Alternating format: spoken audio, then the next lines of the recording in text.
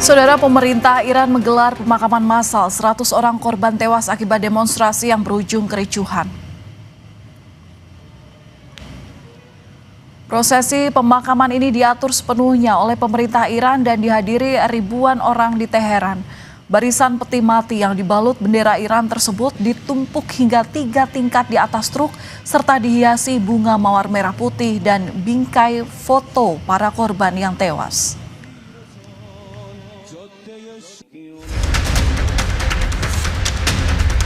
Situasi di Timur Tengah kian memanas. Korps Garda Revolusi Iran secara resmi menyatakan kesiapan tempur menghadapi potensi agresi Amerika Serikat. Panglima Garda Revolusi Muhammad Pakpur dikutip dari APTN menegaskan setiap serangan terhadap kedaulatan Iran akan dibalas dengan kekuatan penuh. Kekuatan udara Iran kini dalam posisi siaga tinggi. Iran terus memantau ketat pergerakan personil serta pangkalan militer Amerika Serikat di seluruh kawasan Timur Tengah. Sementara Menteri Luar Negeri Iran, Abbas Araghchi dalam wawancara dengan Fox News mengatakan, Teheran tetap membuka jalur diplomasi dengan Amerika Serikat. But it was the US who always escaped from diplomacy, who cut the diplomacy and opted for war. My message is, between war and diplomacy is a better way, although we don't have any positive experience from the United States, but still diplomacy is much better than war. But it is up to the US President to decide. Menanggapi soal serangan militer Amerika Serikat terhadap Iran, Presiden Amerika Serikat Donald Trump mengatakan akan mengamati dan melihat. Serangan tidak lagi menjadi pilihan. Itu disampaikan Trump di Gedung Putih di Washington DC. We're going to watch and see what the process is, but we were given a very good statement by people that are aware of what's going on. No executions, everyone's talking about a lot of executions were taking place today. We were just told no executions. I hope that's true. That's a big thing. Yes, but Ketegangan di Iran juga menimbulkan kekhawatiran bagi warga negara Indonesia di Iran. Komisi 1 DPR meminta Kementerian Luar Negeri menyiapkan skema evakuasi bagi warga negara Indonesia di Iran di tengah gelombang demonstrasi besar yang menelan korban jiwa. WNI kita di sana lumayan sih, terutama pelajar mahasiswa banyak.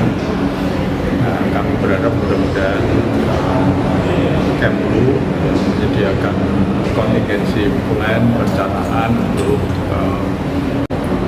kalau sewaktu-waktu diperlukan evakuasi itu sudah segera siap.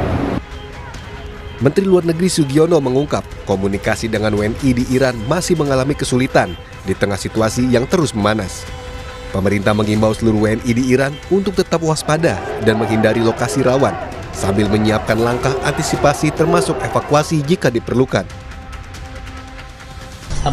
Komunikasi agak sulit ke Iran, kebanyakan warga negara Indonesia di Iran itu adalah pelajar yang terkonsentrasi di Qom dan Isfahan. Harus sampaikan kepada seluruh warga negara Indonesia yang ada di Iran untuk tetap waspada, memperhatikan perkembangan situasi. Saya juga sudah menyampaikan kepada dubes kita di Teheran untuk mempersiapkan langkah-langkah jika sewaktu-waktu evakuasi itu perlu dilakukan. Berdasarkan laporan dari Human Activist News Agency, 2.500 orang tewas akibat demonstrasi besar-besaran berujung kerusuhan di Iran. Peristiwa ini jadi tragedi paling berdarah sejak revolusi Iran pada tahun 1979. Tim Liputan, Kompas TV.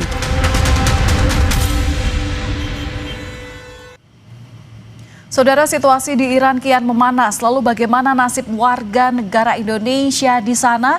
Kita akan berdiskusi dengan anggota Komisi 1 DPR RI fraksi PKB. Ada Bapak Syamsur Rizal. Selamat malam, Pak. Selamat malam, Assalamualaikum warahmatullahi wabarakatuh. Waalaikumsalam. Pak, ini kan Menlu bilang kalau masih kesulitan berkomunikasi dengan WNI di sana.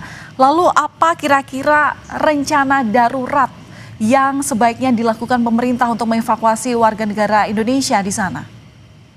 Ya, makasih banyak. Yang pertama, kita memang sudah meminta secara resmi kepada Kementerian Luar Negeri untuk menyiapkan skema evakuasi pada kondisi yang kita tidak inginkan, pada kondisi yang paling ekstrim, Dan kesulitan yang dialami oleh Kementerian Luar Negeri untuk menjalin komunikasi memang karena hampir semua sistem digital di sana dengan sengaja di breakdown, dan ini juga sih sebenarnya sudah ada utusan-utusan yang kita minta untuk bisa memasuki Iran termasuk melalui jalur militer, sehingga komunikasi itu bukan hanya dalam konteks diplomasi langsung ke warga kita melalui Kementerian Luar Negeri, tetapi juga melalui militer. Dan kabar terakhir yang kami terima itu bahwa pesan ini sudah sampai bukan hanya kepada warga negara, bukan cuma kepada kedutaan kita di sana, tetapi juga kepada warga negara Indonesia yang ada di Teheran dan di beberapa wilayah di sekitar Iran. Dan mudah-mudahan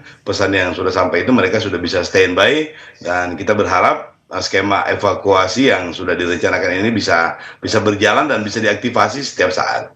Iya Pak Syamsu, tapi kan ada juga informasi yang beredar di media kalau ada anggota keluarga yang bahkan tidak bisa dihubungi selama 5 hari. Nah, dari laporan yang Komisi 1 terima, kondisi WNI saat ini memang masih dalam tahap aman? Dipastikan itu?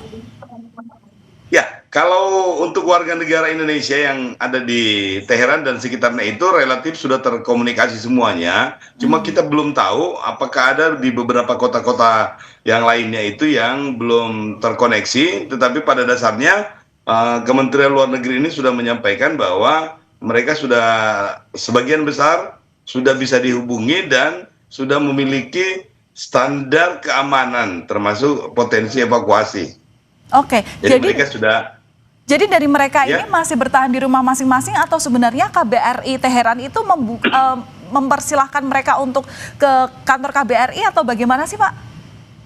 Jadi lebih banyak yang masih bertahan di rumahnya, bahkan masih ada yang beraktivitas karena tidak semua daerah juga di sana yang tidak aman, tetapi ada beberapa daerah juga yang masih boleh dibilang masih terkontrol. Jadi skemanya itu sudah ada emergency plan yang mereka sudah siapkan, sehingga ketika terjadi sesuatu yang kita tidak inginkan, mereka sudah punya rencana, termasuk rencana-rencana teknis untuk masuk ke KBRI atau ke bandara terdekat, sudah disiapkan katanya. Dan mudah-mudahan dalam waktu yang dekat ini kita akan monitor terus keselamatan warga negara Indonesia itu benar-benar bisa kita jaga.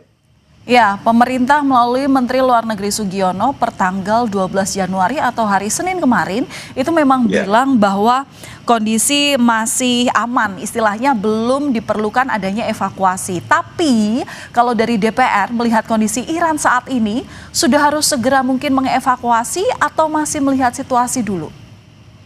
Ya, kalau kita memang hanya menerima laporan dari Kementerian Luar Negeri, tetapi kita juga meminta aparat keamanan, terutama dari TNI itu untuk menjalin komunikasi alternatif. Jadi bukan cuma dari Kementerian Luar Negeri atau secara diplomatik, tetapi juga kita minta dari pihak keamanan, terutama dari TNI juga, karena salah satu tugas TNI sekarang itu adalah bagaimana membantu warga negara Indonesia yang di luar negeri. Sehingga dengan pendekatan yang lain, extra approach-nya ini berupa pendekatan militer, karena ada hubungan militer yang cukup baik dengan Iran, sehingga informasi-informasi ini tetap bisa memberikan jaminan kepada WNI itu untuk ada emergency exit yang mereka bisa dapatkan, termasuk beberapa skema yang lain. Jadi termasuk bukan hanya lewat udara, karena sebagian besar wilayah udara Iran itu sudah ditutup, sudah dibatasi, tetapi ada juga skema-skema termasuk lewat laut dan darat. Jadi beberapa rencana-rencana mereka sudah siapkan, terutama